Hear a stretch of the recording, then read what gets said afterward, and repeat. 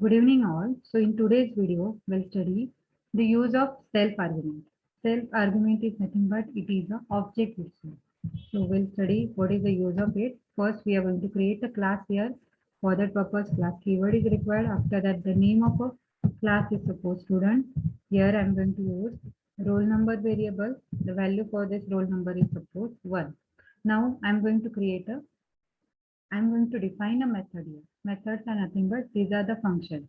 In case of class, if functions are defined within a class, then it is known as a method.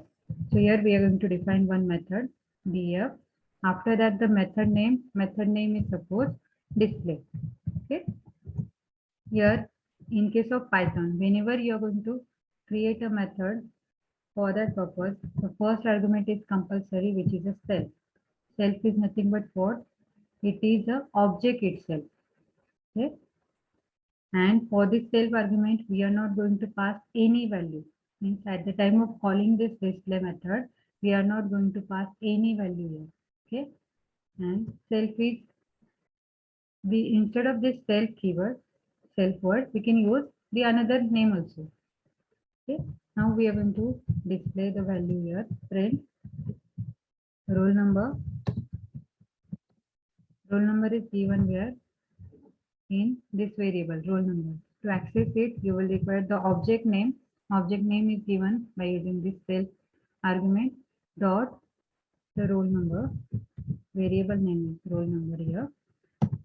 Now we are going to create object. The object name is suppose O1. It is equal to the student. Student is your class name. Okay. So your object is created. Now we are going to call this method. Display method we are going to call here. So O1 dot display.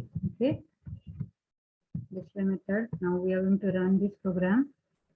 So first of all, we need to save it. Okay. Now we'll run this program. To run this program, you will require S5.